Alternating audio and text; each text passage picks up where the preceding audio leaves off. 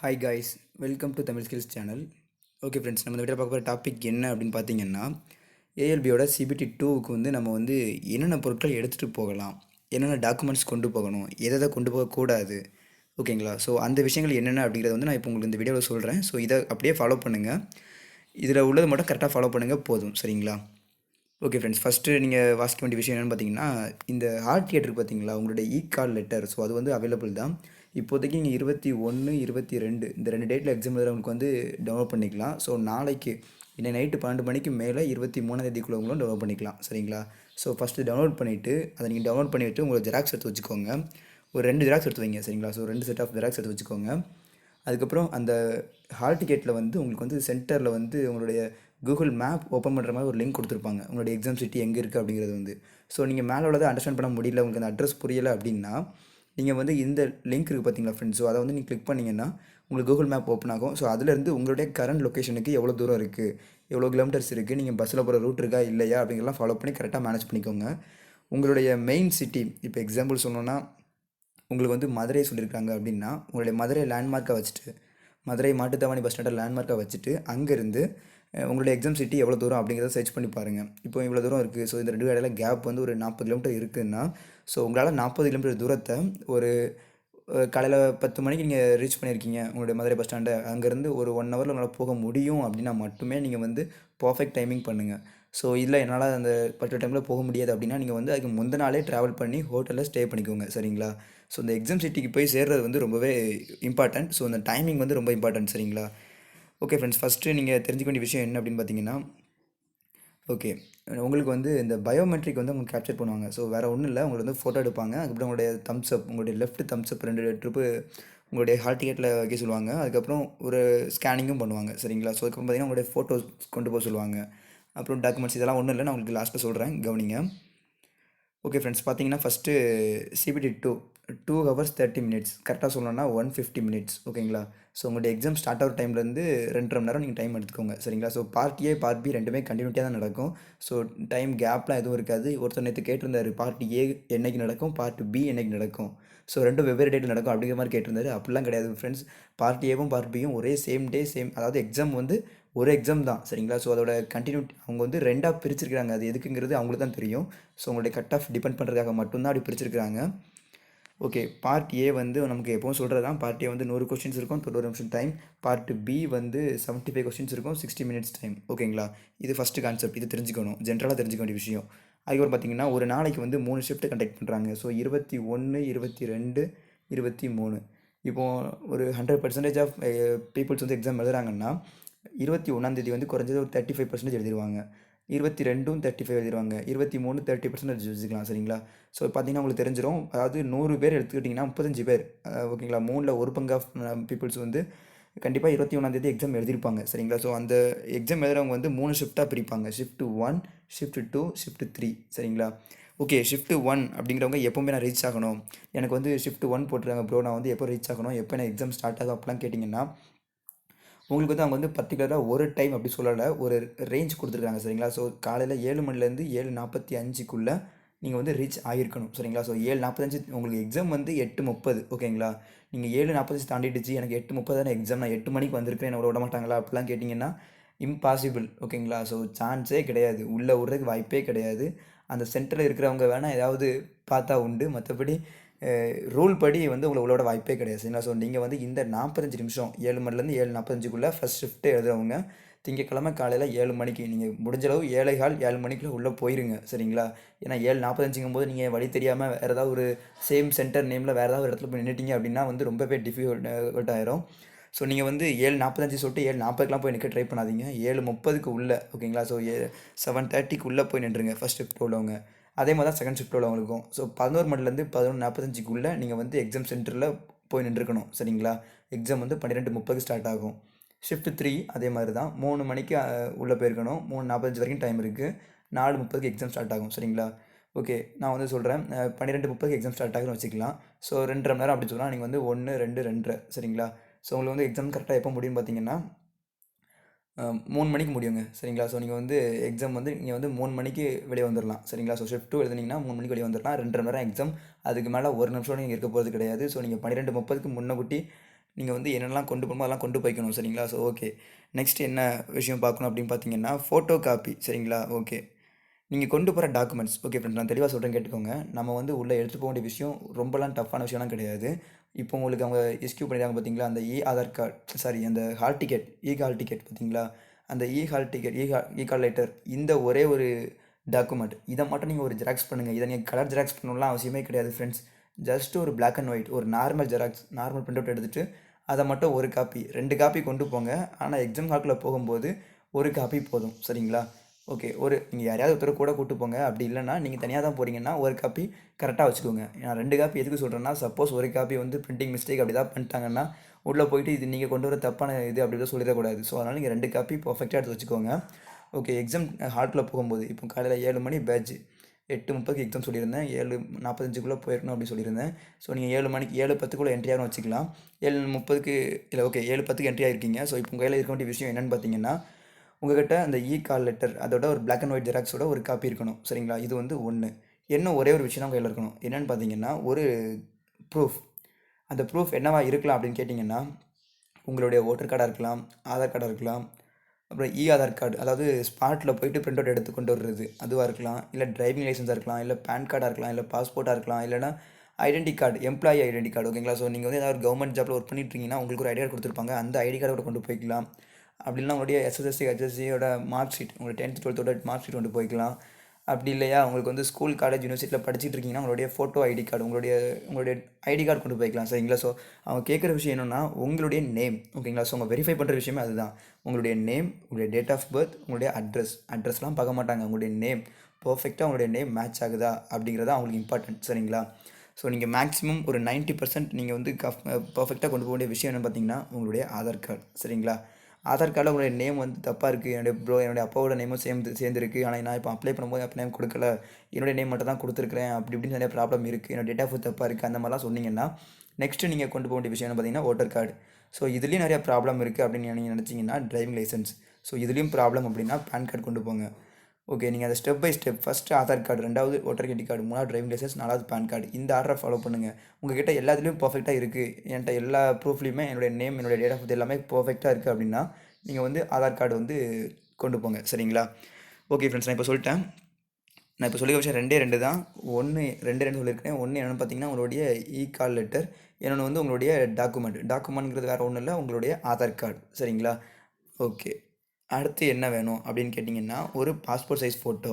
அதுவும் அவங்க வந்து உள்ளே எடுக்க போகிறதெல்லாம் கிடையாது, நீங்கள் கொண்டு போகிற அந்த கால் லெட்டர்லேயே வந்து ஒட்ட சொல்லுவாங்க. ஸோ நீங்கள் அவங்க சொல்லுவாங்க வீட்டிலே ஒட்டிட்டு வாங்கன்னு சொல்லுவாங்க. பட் நீங்கள் வீட்டில் இருந்தால் ஒட்டிட்டு போகாதீங்க, அங்கே போயிட்டு அப்புறம் வேறு ஏதாவது சொல்லிட போகிறாங்க. ஸோ நீங்கள் வந்து ஸ்பாட்டில் அவங்க ஒரு டேபிளில் வச்சுருப்பாங்க. ஸோ நீங்கள் அந்த டைமில் போயிட்டு கம் எடுத்து அங்கே ஒட்டிக்கலாம் உங்களுடைய பாஸ்போர்ட் சைஸ் ஃபோட்டோ ஓகேங்களா. ஸோ நீங்கள் கொண்டு போகிற ஃபோட்டோ வந்து இன்னொரு இம்பார்ட்டன்ட் விஷயம் என்ன தெரியுமா ஃப்ரெண்ட்ஸ், நீங்கள் வந்து இப்போ நான் ரீசெண்டாக போய் எடுத்து போகிற ஃபோட்டோவை கொண்டு போய் கொடுத்துடக்கூடாது சரிங்களா.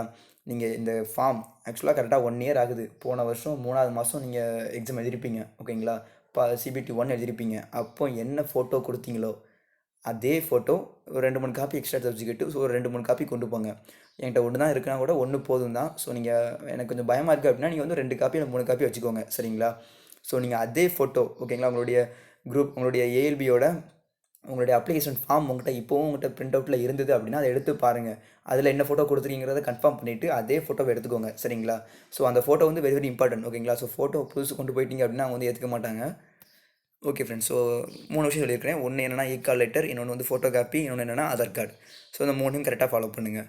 ஓகே, அடுத்து இம்பார்ட்டண்டான விஷயத்துக்கு வருவோம் ஃப்ரெண்ட்ஸ் ஓகேங்களா. ஸோ நிறைய பேர் புதுசாக எக்ஸாம் எழுதுகிற போகிற மாதிரி கேட்குறீங்க. என்ன கேட்குறீங்கன்னா கால்குலேட்டர் கொண்டு போகலாமா, அதுக்கடுத்து வாட்ச் போட்டு பார்க்கலாமா, பெல்ட்டு போட்டு பார்க்கலாமா, ஷூ போட்டு பார்க்கலாமா, கேஜெட்ஸ் கொண்டு போகலாமா, மொபைல் ஃபோன்ஸ் அலோடா, பேப்பர்ஸ் கொண்டு போகலாமா, பென் கொண்டு போகலாமா, இந்த மாதிரி ப்ளூடூத் இந்த மாதிரி விஷயம்லாம் யூஸ் பண்ணலாமா அப்படி கேட்குறீங்க. ஸோ கம்ப்ளீட்டாக இந்த மாதிரி விஷயங்கள் வந்து அவங்க வந்து நாட் அலோடு அப்படி சொல்லி ஒதுக்கிட்டாங்க சரிங்களா. ஸோ நீங்கள் வந்து எலக்ட்ரானிக் கேஜெட்ஸ்னால் ஒன்றும் இல்லை, நம்ம மொபைலில் ஆரம்பித்து ப்ளூடூத் வரைக்கும் சரிங்களா. மொபைல் ஃபோன்லேருந்து வாட்ச்சு, ப்ளூடூத்து, அதுக்கப்புறம் கால்குலேட்டர் எல்லாமே எலக்ட்ரானிக்ஸ் திங்ஸ் தான். ஸோ இது எதையுமே நீங்கள் கொண்டு போக முடியாது. நீங்கள் உள்ளே போகும்போது உங்களுடைய எக்ஸாம் ஹால் இங்கே இருக்குதுன்னா நீங்கள் உள்ளே என்ட்ரி ஆகும்போது உங்கள் கையில் இருக்க வேண்டிய விஷயம் என்னென்னு பார்த்தீங்கன்னா உங்களுடைய call letter and Aadhaar card photo வந்து நீங்கள் ஆல்ரெடி ஒட்டியிருப்பீங்க சரிங்களா. இந்த 3 விஷயம் தான் ஓகேங்களா. வேறு எதுவுமே நீங்க கொண்டு போக முடியாது. ஸோ இன்னொரு விஷயம் என்னன்னா, நீங்க வந்து பெல்ட் போட்டு போகக்கூடாது சரிங்களா. ஸோ நெறைய சென்டர்ஸ்ல வந்து கவனிக்க மாட்டாங்க. பட் சில சென்டர்ஸ்ல வந்து அத வந்து கன்ஃபார்ம் பண்ணுவாங்க. பெல்ட் போடாதீங்க அப்படின்னு சொல்லிட்டு அத கன்ஃபார்ம் பண்ணிட்டு தான் உள்ளே அனுப்புவாங்க. ஸோ பெல்ட் போடாதீங்க. அதர்வைஸ் ஷூஸ் கூட போட்டு போகாதீங்க. நார்மல் செப்பல் போட்டு போங்க சரிங்களா. அப்புறம் கேர்ள்ஸ் கேட்டிங்கன்னா, நீங்க வந்து கர்ச்சீஃப் யூஸ் பண்ணாதீங்க. கர்ச்சீஃப்லாம் கொண்டு போறது வந்து சில இடங்கள்ல அலோவ் பண்ண மாட்டாங்க. சென்டர்ஸ் நெறைய இருக்கு. ஒரு சில சென்டர்ஸ்ல அலோவ் பண்ணலாம். ஒரு சில சென்டர்ஸ்ல அலோவ் பண்ண மாட்டாங்க. சரிங்களா? ஸோ நீங்க வந்து அங்க போயிட்டு அங்க இங்கேயும் பார்க்காம ஸோ நீங்க வந்து எதுவுமே பெர்ஃபெக்ட்டா போயிட்டீங்கன்னா பிரச்சனை இல்ல. ஓகேங்களா? ஓகே. நீங்க கொண்டு போகக்கூடாத ஐட்டங்கள வந்து சொல்லிட்டேன். எலக்ட்ரானிக் கேட்ஜெட்ஸ் அதாவது mobile phone, papers, watches, Bluetooth and enable devices. அதுக்கப்புறம் பார்த்தீங்கன்னா, கால்குலேட்டர் இது எதுவுமே கொண்டு போகக்கு அனுமதி கிடையாது. ஓகே. பேஜர்ஸ் அப்படின்னா என்ன அப்படின்னு பார்த்தீங்கன்னா, வேறு ஒன்றும் இல்லை. மெசேஜிங்க்காக யூஸ் பண்ணுற ஒரு டிவைஸ் தான். கொஞ்சம் ஓல்டு டிவைஸ். ஓகேங்களா? ஜஸ்ட் மெசேஜ் மட்டும் தான் ரிசீவ் ஆகும். அப்புறம் நீங்க சென்ட் பண்ணிக்கலாம். அந்த மாதிரி கான்செப்ட் உள்ளது தான் பேஜர் அப்படிங்கிற ஒரு டிவைஸ். ஸோ இது வந்து ரொம்ப ஓல்டு டிவைஸ். இதுவுமே நீங்க வந்து கொண்டு போக முடியாது. சரிங்களா? கொண்டு போகக்கூடாது. எல்லாமே கேட்ஜெட்ஸ் தான். ஓகே. இந்த விஷயம் முடிஞ்சு போச்சுங்களா? அடுத்து என்ன அப்படின்னு பார்த்தீங்கன்னா, லாங்குவேஜ் ப்ராப்ளம் சரிங்களா. ஸோ நம்ம வந்து கேட்கலாம், நிறைய பேர் நிறைய விதமாக கேட்கலாம். நான் வந்து சிபிடி 1 வந்து தமிழ் எழுதினேன், எனக்கு இப்போ தமிழ் தான் வேணும் அப்படின்னு நம்ம நினச்சோம்னா ஓகே, பிரச்சனை இல்லை. அங்கே தமிழ் அவைலபிள் தான் சரிங்களா. இங்கிலீஷ் அப்படிங்கிறது வந்து டிஃபால்ட்டு. ஹிந்தி அப்புறம் அதர் லாங்குவேஜஸ் எல்லாமே இருக்கும் சரிங்களா. ஸோ நீங்கள் வந்து ஸ்டார்டிங்கில் நீங்கள் வந்து மோக் டெஸ்ட் வீடியோ பார்த்துருந்தீங்கனாலும் அல்லது மோக் டெஸ்ட் அட்டன் பண்ணியிருந்தாலும் உங்களுக்கு தெரிஞ்சிருக்கும். ஸோ இந்த இடத்துல இந்த ஒரு ஸ்க்ரீன் இப்படி இருக்குதுன்னா அதில் வந்து இந்த இடத்துல வந்து செலக்ட் த லாங்குவேஜ் அப்படிங்கிறத நீங்கள் வந்து ஸ்டார்டிங்லேயே கொடுத்துருப்பாங்க. அதில் நீங்கள் என்ன லாங்குவேஜ் செலக்ட் பண்ணுறீங்களோ அதுதான் அந்த எக்ஸாம் ஃபுல்லாகவே நீங்கள் வந்து எழுதுகிற மாதிரி இருக்கும். ஸோ நீங்கள் செலக்ட் பண்ணுற லாங்குவேஜுக்கு வந்து ஒரு கொஸ்டின் நீங்கள் பார்க்கும்போது தப்பு, இந்த கொஸ்டினுக்கு வந்து இந்த லாங்குவேஜில் தப்பாக அவங்க வந்து ட்ரான்ஸ்லேட் பண்ணிடுறாங்க அப்படின்னு நீங்கள் ஃபீல் பண்ணிங்கன்னா ஸோ சைட்லேயே உங்களுக்கு வந்து இங்கிலீஷ்க்கு மாற்றி பார்க்குற ஒரு ஆப்ஷன் இருக்கும் சரிங்களா. இங்கிலீஷ்னு இல்லை, அதர் லாங்குவேஜ் மாற்றி பார்க்குற ஆப்ஷன் இருக்கும். ஸோ நீங்கள் அதை யூஸ் பண்ணுறது மூலமாக நீங்கள் வந்து வேறு லாங்குவேஜில் ட்ரான்ஸ்லேட் பண்ணி பார்த்துக்கலாம். இப்போ நீங்கள் தமிழ் சூஸ் பண்ணியிருக்கீங்க, எனக்கு தமிழ் இந்த கொஸ்டினுக்கு வந்து ப்ரொனவுன்ஸ் புரியலை இல்லை தப்பாக இருக்குது அப்படி ஏதாவது நீங்கள் நினச்சிக்கிங்கன்னா இங்கிலீஷில் உடனே ட்ரான்ஸ்லேட் பண்ணி பார்த்துக்கோங்க. ஏன் சொல்கிறேன்னா, தமிழில் கொஸ்டின் தப்பாக இருக்குது அப்படின்னு சொல்லிட்டு நம்ம கன்ஃபார்ம் பண்ணலாம். பட் அவங்க இறுதியாக எடுக்கிற ஒரு முடிவு என்னென்னா, எந்த லாங்குவேஜில் எந்த கொஸ்டின் தப்பாக இருந்தாலும் கணக்கில் எடுக்க மாட்டோம், இங்கிலீஷ் தான் எங்களுக்கு பர்ஃபெக்டான ஒரு லாங்குவேஜ் அப்படிங்கிறத ஆர்ஆர்பி ஃபஸ்ட்டே சொல்லிட்டாங்க சரிங்களா. ஓகே ஃப்ரெண்ட்ஸ், அடுத்து என்ன அப்படின்னு பார்த்தீங்கன்னா 1/3 நெகட்டிவ் மார்க்ஸ். இது தெரிஞ்ச விஷயம் தான். அதுக்கப்புறம் மோக் டெஸ்ட் லிங்க்லாம் available. Okay.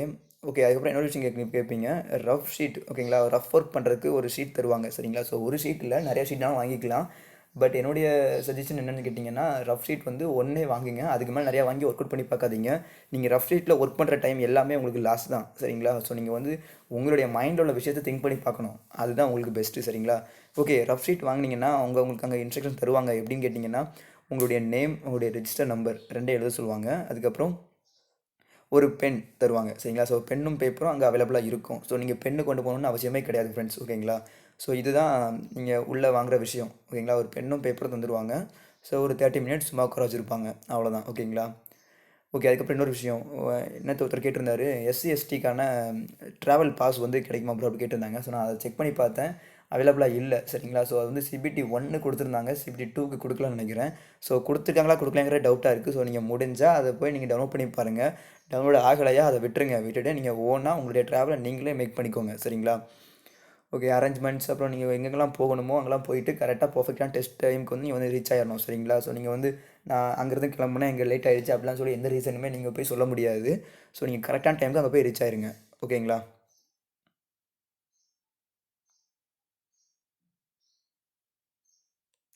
Okay friends, something ஏதாவது ஒரு ப்ராப்ளம் ஆகுது, ஏதாவது ஒரு புயல் வருது, ஏதாவது ஒரு பிரச்சனை ஆகுது, எக்ஸாம் சிட்டி அல்லது ஷிஃப்ட் சென்டர் ஏதாவது சேஞ்ச் பண்ணுறாங்க அப்படின்னா கண்டிப்பாக அவங்க வந்து இன்ஃபார்ம் பண்ணிடுவாங்க சரிங்களா. ஓகே ஃப்ரெண்ட்ஸ், எல்லாருக்குமே ஆல் த பெஸ்ட். ஓகேங்களா. RRB wishes you all the best. Okay. நானும் விஷ் பண்ணுறேன், எல்லாருமே எக்ஸாம் நல்லா எழுதுங்க. ஓகே. நான் ஒரு சின்ன விஷயம் சொல்லிக்கிறேன் ஃப்ரெண்ட்ஸ். நான் இன்னொரு மூணே விஷயம் சொல்கிறேன், அதை நோட் பண்ணிக்கோங்க. ஒன்று என்ன அப்படின்னு கேட்டிங்கன்னா, part A part B 2 exam இருக்குது சரிங்களா. ஓகே. பார்ட் ஏ இருக்குது, பார்ட் பி இருக்குது.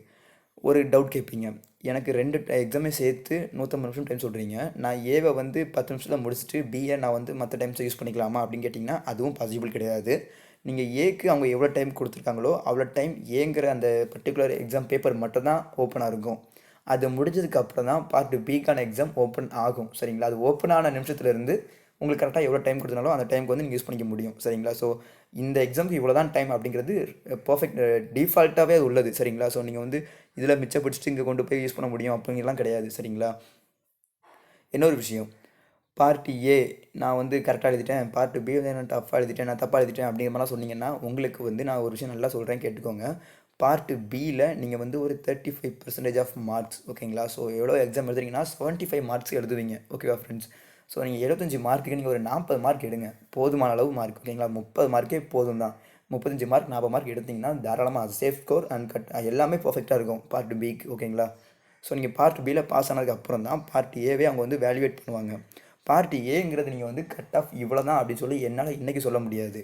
ஏன்னா பார்ட் ஏ வந்து எவ்வளோ பேர் பார்ட் பி குவாலிஃபை ஆகிறாங்க அதை பொறுத்தும், அவங்களுக்கு எவ்வளோ பேர் வேக்கன்சி இருக்குது அதையும் பொறுத்து உங்களுக்கு பார்ட் ஏல கட் ஆஃப் ஹையஸ்ட்லேருந்து லோயஸ்ட் குறைஸ்ட் வரும்போது அவங்களுடைய வேக்கன்சி வந்து எவ்வளோ இருக்குது அப்படிங்கிறதையும் டிபெண்ட் பண்ணி தான் உங்களுக்கு பார்ட் ஏவோட கட் ஆஃப் சொல்லுவாங்க. ஸோ நீங்கள் பார்ட் ஏவில் எவ்வளோ கரெக்டாக எழுதுறீங்களோ அதை பொறுத்து தான் உங்களுடைய ஜாப் கன்ஃபார்ம் ஆகும் ஓகேங்களா? ஓகே ஃப்ரெண்ட்ஸ், இது ஒரு இம்பார்ட்டண்டாக சொல்ல நினச்சிருந்தேன். ஸோ இன்னொரு விஷயம் என்னென்னு கேட்டிங்கன்னா, நான் முந்தா நேற்று நினைக்கிறேன் ஒருத்தர் கமெண்ட் பண்ணியிருந்தாரு. என்னென்னு கேட்டாருன்னா, அவர் வந்து மத்திய பிரதேஷ் ஓகேங்களா? ஸோ மத்திய பிரதேஷ்க்கு வந்து அவர் வந்து ஜோன் செலக்ட் பண்ணியிருக்கிறாராம். அங்கே உள்ள வேக்கன்சி அங்கே அதிகமாக இருக்குன்னு சொல்லிட்டு அங்கே செலக்ட் பண்ணிட்டேன் ப்ரோ. இப்போ எனக்கு நான் எக்ஸாம் எழுதுக்கு 21 அங்கே போகணும். எனக்கு கம்பெனிக்கு ஆள் யாராவது இருக்கிறாங்களா? ஸோ மத்திய பிரதேசுக்கு வேறு யாராவது ஜோன் செலக்ட் பண்ணியிருக்காங்களா? செலக்ட் பண்ணியிருந்தாங்கன்னா அவங்க யாருன்னு கேட்டு சொல்லுங்கள் ப்ரோ, சேர்ந்து நாங்கள் போகிற மாதிரி இருக்கும், கொஞ்சம் பிளான் பண்ணலாம் அப்படிங்கிற மாதிரி சொல்லியிருந்தாரு. ஸோ நான் உங்களுக்கு இந்த வீடியோவில் சொல்ல வர விஷயம் என்ன அப்படி கேட்டிங்கன்னா, யாராவது மத்திய பிரதேஷ்க்கு நீங்கள் எக்ஸாம் எழுதி அப்ளை பண்ணியிருக்கீங்க, ஸோ மத்திய பிரதேஷ் கூட கிடையாது, பக்கத்து ஸ்டேட் ஏதாவது அப்ளை பண்ணியிருக்கீங்க, மத்திய பிரதேஷ் தூரத்துக்கு நீங்கள் போகணும் அப்படிங்கிற மாதிரி இருந்ததுன்னா நீங்கள் இந்த வீடியோக்கு கமெண்ட் பண்ணுங்கள். அப்படி இல்லைனா என்னுடைய நம்பர் காண்டாக்ட் பண்ணுங்கள். என்னோடய நம்பர் எல்லாருக்குமே தெரியும், காண்டாக்ட் பண்ணுங்கள். ஸோ நான் அந்த ஃப்ரெண்டையும் சொல்கிறேன், அவருக்கு கூட காண்டாக்ட் பண்ணிட்டு நீங்கள் வந்து சேர்ந்தே போகலாம். ஸோ உங்களுக்கு தனியாக போகிறத விட சேர்ந்து போகிறது கொஞ்சம் யூஸ்ஃபுல்லாக இருக்கும், கொஞ்சம் உங்களுக்கு ஃப்ரீயாகவும் இருக்கும். ஸோ அங்கே போகும்போது கண்டிப்பாக லாங்குவேஜ் ப்ராப்ளம், ஹிந்தி அப்படிங்கிற ஒரு வார்த்தை வந்து நமக்கு வந்து பயமுறுத்துகிற விஷயமா இருக்கும். ஸோ நீங்கள் வந்து சேர்ந்து போகும்போது அந்த பயத்தை நீங்கள் ஈஸியாக எதிர்கொள்ளலாம். ஓகே, அது முடிஞ்சிடுச்சா? ஏதோ ஒரு விஷயம் சொல்லணும்னு நினச்சேன் ஃப்ரெண்ட்ஸ் ஓகேங்களா? அது என்ன நினச்சிங்கன்னா, என்ன கேட்டிங்கன்னா, நிறைய பேர் வந்து இன்றைக்கு வரைக்கும் எனக்கு இந்த குரூப்பில் ஜாயின் பண்ணுங்கள், அந்த குரூப்பில் ஜாயின் பண்ணுங்கள், குரூப் ஃபுல்லாகிடுச்சு ப்ரோ என்ன பண்ணுறதுன்னு கேட்டுகிட்டே இருக்கிறீங்க. ஆக்சுவலாக கைஸ் கேட்டிங்கன்னா, கிட்டத்தட்ட ஒரே நேமில் இப்போ எலக்ட்ரிஷியன் எடுத்துக்கிட்டிங்கன்னா எலக்ட்ரிஷியனில் 3 குரூப் ஃபுல் ஆகிடுச்சிங்க. அப்புறம் நீங்கள் ஒவ்வொரு டிபார்ட்மெண்ட் ஒவ்வொரு ட்ரேட் எடுத்திங்கன்னா எல்லா ட்ரேட்லேயுமே 2 அல்லது 3 குரூப் ஃபுல் ஆகிடுச்சு. ஸோ அதையும் மீறி நான் ஸ்டார்ட் பண்ணேன்னா ஒரு 9 பேர் 10 பேர் சொல்லிட்டு 4வது குரூப்பில் ஜாயின் பண்ணியிருப்பீங்க. ஸோ அவங்களுக்கு எந்த நோட்ஸுமே கண்டிப்பாக கிடைக்க போகிறது கிடையாது. ஸோ இப்போ நான் ஏன் சென்ட் பண்ணல அப்படின்னு கேட்டிங்கன்னா, என்னால் சென்ட் பண்ண முடியலங்க ஓகேங்களா? நான் ஒவ்வொருத்தரும் தனித்தனியாக சென்ட் பண்ணிவிட்டு கிட்டத்தட்ட ஒரு 3500 பேர் இருக்கிறாங்க ஒவ்வொரு குரூப்பையும் சேர்த்து வச்சு பார்த்தீங்கன்னா. ஸோ அவ்வளோ பேருக்கு நான் தனியாக சென்ட் பண்ணோன்னா இம்பாசிபிள் ஓகேங்களா? அதை மட்டும் தான் பண்ணிகிட்டு இருக்க முடியும், வேறு எதுவும் பண்ண முடியாது சரிங்களா? ஸோ நான் இப்போ என்ன சொல்கிறேன்னா, நான் ஏற்கனவே சென்ட் பண்ண மெட்டீரியல்ஸ் ஆல்ரெடி நம்ம ஃப்ரெண்ட்ஸ் எல்லாருமே ஒரு ஜோனாக ஒரு கம்யூனிட்டியாக ஃபார்ம் பண்ணி நிறைய ஒர்க் அவுட் பண்ண விஷயங்கள் எல்லாமே ஒரு இடத்துல அவைலபிளாக இருக்குது சரிங்களா? அது என்ன இடம், அங்கே போயிட்டு நீங்கள் எப்படி இந்த நிமிஷமே நீங்கள் அவ்வளோத்தையும் கற்றுக்க முடியும், பார்க்க முடியும் அப்படிங்கிறத சொல்கிறேன் பாருங்கள். ஓகே கைஸ், இதுதான் நம்ம தமிழ் ஸ்கில்ஸ் சேனலோட கொஞ்சம் இம்பார்ட்டண்டான அப்டேட்ஸ் தெரிஞ்சுக்கலாம். அதுக்கப்புறம் ஃப்ரெண்ட்ஸ் எல்லாருமே கிட்டத்தட்ட சொல்லணும்னா ஒரு 900 பீப்புள்ஸ் இருக்காங்க. ஸோ இவ்வளோ பேர் இருக்கிற ஒரு கம்யூனிட்டி ஒரு இடம் இதுதாங்க. ஓகே, இந்த டெலகிராம் குரூப் ஓகேங்களா? ஸோ என்னுடைய செல்ஃபோன் டெலகிராம்க்குலாம் யூஸ் பண்ணுறதுக்கு ஸ்பேஸ் இல்லை ப்ரோ அப்படிலாம் சொன்னீங்கன்னா என்னால் ஒன்றுமே பண்ண முடியாதுங்க. ஸோ நீங்கள் ஸ்பேஸ் க்ரியேட் பண்ணிக்கோங்க, மற்ற ஆப்ஸ் அன்இன்ஸ்டால் பண்ணுங்கள், டெலகிராம் குரூப்பை இன்ஸ்டால் பண்ணுங்கள். இந்த டெலகிராம் பொறுத்தவரையில் ரொம்ப ரொம்ப இம்பார்ட்டன்ட் அப்டேட் என்னென்னா, வாட்ஸ்அப்பில் வந்து நீங்கள் வந்து ஜாயின் பண்ணீங்க அப்படின்னா, ஜாயின் பண்ணதுக்கு அப்புறம் என்ன விஷயம் நடக்குதோ அதை மட்டும் தான் நீங்கள் தெரிஞ்சுக்க முடியும். ஆனால் டெலகிராமில் பார்த்தீங்கன்னா, நீங்கள் ஜாயின் பண்ணதுக்கப்புறம் ப்ரீவியஸாக அந்த குரூப் ஸ்டார்ட் பண்ண அன்னையிலேருந்து இன்னைக்கு வரைக்கும் என்னென்ன நடந்ததோ அத்தனையும் நீங்கள் பார்க்க முடியும், அத்தனையும் டவுன்லோட் பண்ணவும் முடியும் சரிங்களா? பிடிஎஃப் எல்லாமே எடுத்துக்க முடியும். ஸோ நீங்கள் இந்த குரூப்பில் வந்து நீங்கள் ஜாயின் பண்ணுங்கள். நான் நிறைய பேருக்கு நிறைய இடத்துல சொல்லியிருப்பேன், டெலகிராம் குரூப் ஜாயின் பண்ணுங்கள் ஃப்ரெண்ட்ஸ். நீங்கள் இருக்கிற வாட்ஸ்அப் குரூப்லேயே டிஸ்கிரிப்ஷன் எடுத்து பாருங்கள், அந்த இதில் ஒரு லிங்க் இருக்கும், அதை கிளிக் பண்ணுங்கள், உங்களுக்கு டெலகிராம் ஓப்பன் ஆகும் அப்படி சொல்லியிருக்கிறேன். ஓகே, இந்த குரூப் வந்து எப்படி ஜாயின் பண்ணுறது அப்படின்னு கேட்டிங்கன்னா ரொம்பவே சிம்பிள். ஸோ ஓகே பாருங்கள், நிறையாவே பிடிஎஃப் சென்ட் பண்ணியிருக்காங்க. ஸோ நானும் சென்ட் பண்ணியிருக்கிறேன், நிறையா ஃப்ரெண்ட்ஸும் சென்ட் பண்ணியிருக்காங்க. ஸோ என்னுடைய பெஸ்ட் ஃப்ரெண்ட்ஸ் கூட சொல்லியிருக்கிறேன், அவங்களும் சென்ட் பண்ணுறாங்க. ஓகே, நிறையவே உங்களுக்கு பிடிஎஃப் இருக்கும் சரிங்களா? ஸோ நீங்கள் வந்து என்ன வேணால் எடுத்து யூஸ் பண்ணிக்கலாம். ஓகே ஃப்ரெண்ட்ஸ், இப்போ அடுத்து பார்த்தீங்கன்னா, ஓகே இதாங்க நம்மளுடைய இது. ஓகே, இதுதான் லிங்க் சரிங்களா? அஃபிஷியல் லிங்க்ஸ் வந்து இது தாங்க. இப்போது நீங்கள் வந்து இந்த குரூப் நேமை அடித்து சர்ச் பண்ணி பார்க்கலாம். அப்படின்னா கூகுளில் போயிட்டு கூட நீங்கள் வந்து Tamil skills ALP Telegram group link அப்படின்னு அடிச்சினா கூட உங்களுக்கு கிடைக்கும். அப்படி இல்லை எனக்கு அதெல்லாம் தெரியாது ப்ரோ, நான் என்ன பண்ணேன், டெலகிராம் குரூப் ஓப்பன் பண்ணிட்டேன், இன்ஸ்டால் பண்ணிட்டேன், இப்போ போய் நான் சர்ச் பண்ணுற ஆப்ஷன் இருக்குது பார்த்தீங்களா? ஓகே, ஸோ உங்களுக்கு வந்து நீங்கள் வந்து ஹோம் மெனு பார்த்தீங்கன்னா அந்த இடத்துல வந்து ஒரு சர்ச் பண்ணுற ஒரு ஆப்ஷன் இருக்கும், ஒரு கண்ணாடி மாதிரி ஒரு ஆப்ஷன் இருக்கும். ஸோ நீங்கள் அதை கிளிக் பண்ணிங்க அப்படின்னா உங்களுக்கு வந்து டேரெக்டாக ஒரு சர்ச் பண்ணுற ஆப்ஷன் கிடைக்கும். ஸோ நீங்கள் அதில் போயிட்டு இந்த ஏ வச்சு இப்படி ஒரு சிம்பிள் இருவாங்க, ஆட் அப்படி சொல்லுவாங்க. ஸோ அந்த சிம்பிளை நீங்கள் அதில் டைப் பண்ணிவிட்டு தமிழ் ஸ்கில்ஸ் ஏஎல்பி அப்படி டைப் பண்ணிங்கன்னா உங்களுக்கு இந்த குரூப் ஷோ ஆகும் சரிங்களா. ஸோ நீங்கள் ஷோ ஆன உடனே அதை கிளிக் பண்ணிட்டு ஜாயின் பண்ணிக்கலாம். எந்த ஒரு ரெஸ்ட்ரிக்ஷனும் கிடையாது சரிங்களா. ஸோ நீங்கள் ஜாயின் பண்ணதுக்கப்புறம் உங்களுக்கு என்னென்ன வேணும்னு நீங்கள் நினச்சிங்களோ எல்லாமே இங்கே இருக்குது. ஆனால் ஒரு சின்ன விஷயம் இருக்குது, எதுவுமே தமிழில் அவ்வளோ சீக்கிரத்தில் கிடச்சிருக்காது. ஸோ கொஞ்சம் விஷயம் தமிழில் இருக்கும், மற்றபடி எல்லாமே இங்கிலீஷில் இருக்கும், கொஞ்சம் ஹிந்திலையும் இருக்கும் சரிங்களா. ஸோ நீங்கள் இங்கிலீஷ் கொஞ்சம் நல்லா வாசித்து கற்றுக்கோங்க. ஓகே, இங்கிலீஷில் கொஞ்சம் பாருங்கள், நிறையவே விஷயங்கள் இருக்குது, நிறையா சிலபஸ் இருக்குது. உங்களுக்கு என்னென்ன வேணுமோ எல்லாமே இங்கே இருக்குங்க. ஒட்டு மொத்தத்தில் அவ்வளோதான் சொல்ல முடியும் சரிங்களா. ஓகே ஃப்ரெண்ட்ஸ், இதுதான் ஏஎல்பிக்கு வந்து நான் சொல்கிற இம்பார்ட்டன்ட் அப்டேட் சரிங்களா. ஓகே, ஏஎல்பி வந்து கரெக்டாக ஃபாலோ பண்ணிக்கோங்க. ஹால் டிக்கெட் டவுன்லோட் பண்ணிக்கோங்க. எக்ஸாம் கரெக்ட் டைமுக்கு போங்க. உள்ளே போகும்போது ஆதார் கார்டு கொண்டு போங்க. அதுக்கப்புறம் கால் லெட்டர் மறக்காமல் எடுத்துகிட்டு போங்க. ஓகே, இன்னொரு விஷயம் என்னென்னா, உங்களுக்கு நாளை காலையில் 7 மணிக்கு எக்ஸாம்னா நீங்கள் 5 மணிக்கு எழுந்திரிச்சு நான் 7 மணிக்குள்ள அந்த இடத்த ரீச் பண்ணிடுவேன் அப்படின்னா, நீங்கள் வந்து நான் காலையில் 4 மணிக்கு தான் எழுந்திரிச்சு நான் என்னுடைய ஹால் டிக்கெட்டு ஆதார் கார்டெலாம் தேடி எடுப்பேன் அப்படின்னு சொன்னீங்கன்னா கஷ்டங்க. ஓகேங்களா. ஒன்று நைட்டு தூங்குறதுக்கு முன்னக்கூட்டி எடுத்து வச்சுட்டு தூங்குங்க. அப்படி இல்லைனா அதுக்கு முந்தின நாள் காலையிலேயே எடுத்து வச்சுருங்க சரிங்களா. ஸோ லாஸ்ட் டைம் பதற விஷயங்கள் நம்ம வந்து வைக்கவே கூடாது. அது வந்து ரொம்பவே ஸ்ட்ரெஸ் உள்ள விஷயம். அங்கே போகும்போது பதட்டம் உண்டாயிரும். அப்புறமா படித்த விஷயங்களை எழுத முடியாது. அதே மாதிரி நம்ம வந்து கடைசி நிமிஷம் வரைக்கும் நான் ஜிகே படிக்கிறேன், அதை படிக்கிறேன், இதை படிக்கிறேன்ட்டு கொஞ்சம் நம்ம ஸ்ட்ரெஸ்ஸாக பிஹேவ் பண்ணக்கூடாது சரிங்களா. ஸோ நீங்கள் என்ன பண்ணணும்னா ரிலாக்ஸாக இருக்கணும். ரிலாக்ஸ்னால் நான் வந்து படித்த விஷயங்களை ரிவைண்ட் பண்ணி பார்த்துக்கிட்டு இருக்கணும். ஓகேங்களா. ஸோ கொஞ்சம் கொஞ்சம் கீவேர்ட்ஸ் எடுத்து வச்சுருப்பீங்க, அதை பார்த்துக்கிட்டு இருக்கலாம். அப்படி இல்லைனா ஏதாவது சிம்பிளான ஒரு விஷயங்கள் பார்த்துக்கலாம். இல்லை மியூசிக் கேட்கலாம். நீங்கள் ட்ராவல் டைமில் மியூசிக் கேளுங்க. அப்புறம் ஏதாவது சாக்லேட் சாப்பிடுங்க. ஸோ இந்த மாதிரி கொஞ்சம் ரிலாக்ஸேஷனாக ஃபாலோ பண்ணுங்கள். அதே மாதிரி எக்ஸாம் சென்டரில் போயிட்டு கூலாக அட்டன் பண்ணுங்கள். எனக்கு இந்த வேலை வேணும்னு சொல்லிட்டு சொல்கிறவங்களுமே அடித்து சொல்லுவாங்க, எனக்கு இந்த வேலை வந்தே ஆகணும் ப்ரோ, எனக்கு ரொம்ப கஷ்டம் அப்படி இப்படிலாம் சொல்கிறீங்க. எல்லாருக்குமே அதே பிரச்சனை தான் இருக்குது. ஓகேங்களா. ஸோ இருந்தாலும் நீங்கள் வந்து இதை தான் நீங்கள் ஃபாலோ பண்ணி ஆகணும். இந்த மாதிரி நீங்கள் எக்ஸாம் வந்து பொறுமையாக போயிட்டு நீங்கள் போய் எழுதணும் சரிங்களா. ஸோ இந்த பொறுமை இல்லாமல் பதட்டமாக நிறைய விஷயம் அப்படி அங்கேயும் சொல்லி பேப்பரில் லாஸ்ட் மினிட் உள்ளே கூப்பிட்றதுக்கு லாஸ்ட் மினிட் வரைக்கும் உட்காந்து புக்கை பார்த்துட்டு போய் எழுதுனீங்க அப்படின்னா அங்கே போனோன்னா உங்களுக்கு வந்து ஒரு பயம் தான் இருக்குமே தவிர அந்த எக்ஸாம் எழுதுகிற ஒரு கம்ஃபர்டபுளான ஒரு மூட்னஸ் இருக்காது சரிங்களா.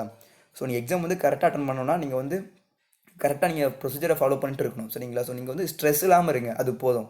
நீங்கள் என்ன படிச்சிருக்கீங்களோ அதைத்தான் அவங்க கேட்பாங்க, அதை தான் நீங்கள் எழுத போகிறீங்க. இந்த மென்டாலிட்டியில் போங்க, நீங்கள் வந்து எக்ஸாம் எழுதலாம். ஸோ நீங்கள் என்ன நினச்சிடக்கூடாது, நான் படித்தது அவங்க கேட்பாங்களா மாட்டாங்களா, இல்லை அவங்க வேறு ஏதாவது கேட்டிருப்பாங்களா, டஃப்பாக இருக்குமா அப்படிலாம் நினைக்காதீங்க. அப்படியே அவங்க என்னத்தை கேட்டிருந்தாலும் 4 ஆப்ஷன் இருக்குது பார்த்தீங்களா, 4 ஆப்ஷனில் ஒரு ஆப்ஷன் கண்டிப்பாக கரெக்ட் ஆன்சர் தான். ஸோ நீங்கள் சூஸ் பண்ணுற மெத்தட் ஒன்று கொஸ்டினை கரெக்டாக வாசித்து அதுலேருந்து ஆன்சர் எடுக்கணும். அப்படி இல்லையா ஆன்சரை கரெக்டாக ஃபாலோ பண்ணிவிட்டு இதில் எது ஆன்சராகிறத நீங்கள் சூஸ் பண்ண கற்றுக்கணும் சரிங்களா. ஸோ நீங்கள் ஏதாவது ஒரு மெத்தடை ஃபாலோ பண்ணிவிட்டு நீங்கள் ஆன்சர் அட்டன் பண்ணுங்கள். ஓகே, இன்னொரு விஷயம் என்னென்னா, கம்யூனிட்டி வைஸ் பார்க்கும்போது உங்களுடைய கம்யூனிட்டிக்கு உங்களுடைய காஸ்ட்டுக்கு என்ன கட் ஆஃப் வைப்பாங்கிறத ஃபஸ்ட் நீங்கள் தெரிஞ்சுக்கோங்க. அந்த கட் ஆஃப்க்கு மேலே உங்களால் எக்ஸாம்பிளுக்கு ஜென்ரலுக்கு சொல்கிறேன் ஓகேங்களா, யூஆர் கோட்டாவுக்கு சொல்கிறேன். Okay, part B and A. Part பிக்கு வந்து 40 மார்க் சொல்லியிருந்தேன். பார்ட் ஏக்கு வந்து ஒரு 70 மார்க் வச்சுக்கோங்க சரிங்களா. 75 மார்க் வச்சுக்கோங்க. ஏன்னா ஜென்ரல் கோட்டா தான் அதிக கட் ஆஃப் இருக்கும். ஸோ அதுவே 75 மார்க் வச்சுக்கோங்க. ஓகே, இப்போ நான் எக்ஸாம் தான் போயாச்சு. பார்ட் ஏ எழுதுறேன் சரிங்களா. ஸோ பார்ட் ஏ எழுதுறேன். என்னால் 70 கொஸ்டின் கரெக்டாக அட்டன் பண்ண முடியுது. இதுதாங்க கரெக்டு அப்படி சொல்லி நான் சொல்ல முடியுது அப்படின்னா நான் 70 அட்டன் பண்ணிட்டு அமைதியாக வந்துடலாம் சரிங்களா. ஸோ அதுக்கு மேலே 30 கொஸ்டின் பாருங்கள், முடியலையா விட்டுருங்க, தேவையே கிடையாது. ரொம்ப ரிஸ்க் எடுத்து அன்றைக்கி ஒருத்தர் கால் பண்ணி சொல்கிறாரு, ப்ரோ நான் வந்து இன்ஜினியரிங் அதாவது இன்டெலிஜென்ஸ் உளவியல் பகுதியும் கணிதம் மேக்ஸ் அந்த டாப்பிக்கும் 50 அவுட் ஆஃப் 50 எடுத்தேன் ப்ரோ, அதர் டாபிக்ஸ்லாம் அட்டன் பண்ணி வச்சிருந்தேன், அதில் நெகட்டிவ் ஆகிடுச்சு ப்ரோ, என்ன பண்ணுறது அப்படின்னு கேட்குறாங்க. ஸோ அதெல்லாம் ரொம்பவே கொடுமையான விஷயங்க சரிங்களா. 50 அவுட் ஆஃப் 50ங்கிறது வந்து ஈஸியான விஷயம் கிடையாது. அதை ட்ரை பண்ணி அதை வாங்கியிருக்காரு. பட் மற்ற சப்ஜெக்டில் பேசிக் சயின்ஸ் அண்ட் இன்ஜினியரிங் அந்த மாதிரி வேறு சப்ஜெக்டில் வந்து அவர் விட்டுருக்காரு. ஸோ நீங்கள் என்ன பண்ணணும்னா, உங்களால் 70 மார்க் எனக்கு போதும், கட் ஆஃப் கரெக்டாக இந்த கொஸ்டின்ஸ் அட்டன் பண்ணியிருக்கிறேன், ஓகே பர்ஃபெக்ட் ஆன்சர் அப்படின்னு நீங்கள் கெஸ் பண்ணிட்டீங்க, இதுதான் உண்மை அப்படின்னு தெரிஞ்சிருச்சுன்னா நீங்கள் அதோட நிப்பாட்டிக்கோங்க. எனக்கு இது ஆக்சுலேஷனாக இருக்கும், இதுவா அதுவா அப்படின்னு ஒரு டவுட் வர கொஸ்டின்ஸ்லாம் எழுதாதீங்க சரிங்களா. நாம் நினைப்போம் இது கரெக்டாக ஆகிடுச்சுன்னா மார்க் கூடுமே அப்படின்னு நினைப்போம். பட் நீங்கள் 70 கொஸ்டின் கரெக்டாக எழுதி 70 மார்க் வாங்கினாலே அதுவே போதும். நீங்கள் 70 கொஸ்டின் கரெக்டாக எழுதிட்டு 90 வரைக்கும் அட்டன் பண்ணி 20 கொஸ்டின் தப்பாச்சுன்னா அதில் உங்களுக்கு மைனஸ் மார்க் ஆகும். அதெல்லாம் எதுக்கு வம்பு சரிங்களா. ஓகே, இப்போ நான் சொன்ன விஷயம் அதுதான். 75க்கு நீங்கள் வந்து 70 கொஸ்டின் கட் ஆஃப் எழுதிட்டீங்க, என்னுடைய கம்யூனிட்டிக்கு என்னுடைய ஜென்ரல் கோட்டாவுக்கு இது போதும் அப்படின்னு நினச்சிட்டிங்கன்னா மற்ற கொஸ்டின்லாம் ட்ரை பண்ணி பாருங்கள், முடியலன்னா விட்டுருங்க, ரொம்ப ரிஸ்க்லாம் வேண்டாம் சரிங்களா. அப்படி இல்லை எனக்கு 75க்கு என்னால் 35 தான் கரெக்டாக எழுத முடிஞ்சுது, கொஸ்டின் கஷ்டமாக இருக்குது அப்படின்னு நீங்கள் ஃபீல் பண்ணிட்டீங்கன்னா நீங்கள் எதையும் காதில் வாங்காதீங்க. மிச்சம் இருக்கிற 65 கொஸ்டினையும் 100 கொஸ்டினுக்கு என்ன தேவையோ அதை அப்படியே அட்டன் பண்ணிடுங்க. தப்போ கரெக்டோ அட்டன் பண்ணி வச்சுருங்க சரிங்களா. ஏன்னா 35 மார்க் எடுத்து வச்சுட்டு நீங்கள் ஒன்றும் பண்ண முடியாது. பார்ட்டியில் 35 வச்சுட்டு நீங்கள் பாஸ் கூட ஆக முடியாது. பாஸ் ஆனாலும் ஜாப் கன்ஃபார்ம் ஆகாமல் சொல்ல முடியாது. ஸோ ஏன்னா 100 மார்க் கொஸ்டின் நடக்குது, அதில் 35 தான் வாங்கியிருக்கீங்க. இந்த அளவுக்கு லோ கேட்டகரி மார்க்லாம் யூஸ் பண்ணி ஒன்றும் பண்ண முடியாது. அதனால் நீங்கள் வந்து 100 கொஸ்டினுமே அட்டன் பண்ணிடுங்க சரிங்களா. ஸோ 2 விஷயம் தான் சொல்லியிருக்கிறேன். எக்ஸாம் எழுதும்போது கண்டிப்பாக உங்களால் நான் எழுதியிருக்கிற கரெக்டான கொஸ்டினை வச்சு எனக்கு வந்து பாஸ் பண்ண முடியும் அப்படின்னு தெரிஞ்சால் மட்டும் அதோட நிப்பாட்டிக்கோங்க. தப்பான கொஸ்டினாக எழுதி பார்க்காதீங்க. இல்லை நான் எடுத்த மார்க்கு பாஸ்லாம் ஆக வாய்ப்பே கிடையாது, ரொம்ப கம்மியான மார்க் தான் நான் எழுதியிருக்கேன் கரெக்டாக அப்படின்னு நினச்சிங்கன்னா மொத்த கொஸ்டினும் அட்டன் பண்ணிடுங்க. சரிங்களா? இந்த 2 விஷயத்தை ஃபாலோ பண்ணுங்கள், கரெக்டாக இருக்கும் ஃப்ரெண்ட்ஸ். ஓகேங்களா? ஓகே ஃப்ரெண்ட்ஸ், இந்த வீடியோ நான் சொல்ல நினச்ச விஷயங்கள் அவ்வளோதான். ஸோ வேறு இன்னொரு விஷயம் அப்டேட் பண்ண நினச்சிருந்தேன். ஸோ ஏஎல்பியோட ஐ டெஸ்ட், ஓகேங்களா? அதாவது கண்ணாடி போடலாமா போடக்கூடாதா அப்படின்ற கொஸ்டின் நிறைய பேர் கேட்டிருந்தீங்க. ஸோ அதுக்குள்ள வீடியோ நான் இப்போ நினச்சா கூட மேக் பண்ண முடியும். பட் நான் அதை ஏன் மேக் பண்ணலன்னா, அந்த வீடியோ நான் இப்போ போட்டேன்னா நீங்கள் கண்டிப்பாக ப்ரிப்பேர் பண்ண மாட்டீங்க. சரிங்களா? எக்ஸாம் எழுதிட்டு வாங்க. நம்ம வந்து புதன்கிழமைக்கு அப்புறம் இந்த ஐ டெஸ்ட்டு, அதுக்கப்புறம் ஏதாவது ஃபிசிக்கல் டெஸ்ட் இருக்குன்னா, அதுக்கப்புறம் சிபிடி எக்ஸாம், அந்த மாதிரி அதாவது ஃபார்வேர்டில் வர வேண்டிய விஷயங்கள் வந்து ஃபார்வேர்டில் தான் பார்க்கணும் ஃப்ரெண்ட்ஸ். ஓகேங்களா? ஸோ இன்றைக்கி இந்த நிமிஷம் என்ன வேணுமோ அதான் நம்ம இப்போ பார்க்கணும். சரிங்களா? ஸோ நீங்கள் ஐ டெஸ்ட் விஷயங்கள் வந்து இப்போ பார்க்காதீங்க. நீங்கள் உண்மையாக உங்களுடைய 100% ரிசல்ட்டை வந்து இந்த எக்ஸாமில் காட்ட நினைங்க. அது போதும். சரிங்களா? ஸோ ஐ டெஸ்ட்டு, அப்புறம் ஃபிசிக்கல் டெஸ்ட்டு, அப்புறம் சிபிடி, அப்புறம் அந்த கம்ப்யூட்டர் பேஸ்ட் டெஸ்ட்டு, இந்த மாதிரி கான்செப்ட்லாம் இன்றைக்கி எதுவுமே பேசாதீங்க, கேட்காதீங்க. யார்கிட்டையும் எதுவும் அதை பற்றி நீங்கள் வந்து ஒரு எந்த ஒரு ஆக்டிவிட்டியுமே பண்ணாதீங்க. சரிங்களா? எக்ஸாம் எழுதுறதுல கான்சன்ட்ரேஷன் பண்ணுங்கள். எக்ஸாம் எழுதுங்க. எக்ஸாம் எழுதி முடிச்சதுக்கப்புறம் இந்த மாதிரி விஷயங்களை வந்து நம்ம பொறுமையாக சால்வ் பண்ணிக்கலாம். சரிங்களா? அப்போ கேளுங்க, நான் அப்போ உங்களுக்கு வீடியோ மேக் பண்ணுறேன். ஓகேங்களா? ஓகே ஃப்ரெண்ட்ஸ், இந்த வீடியோவோட யூசேஜ் இவ்வளோ தான். ஸோ இந்த வீடியோ பிடிச்சதுனா லைக் பண்ணுங்கள், ஷேர் பண்ணுங்கள், கமெண்ட் பண்ணுங்கள். வேறு ஏதாவது டவுட்ஸ் இருந்தாலும் கமெண்ட் பண்ணுங்கள், நான் உங்களுக்கு கண்டிப்பாக பதில் சொல்கிறேன். ஓகே ஃப்ரெண்ட்ஸ், தேங்க்ஸ் ஃபார் வாட்சிங் தமிழ் ஸ்கில்ஸ் சேனல். தேங்க்யூ.